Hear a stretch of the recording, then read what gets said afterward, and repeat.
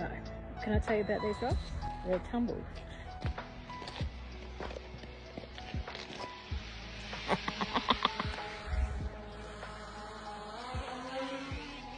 Like little eggs.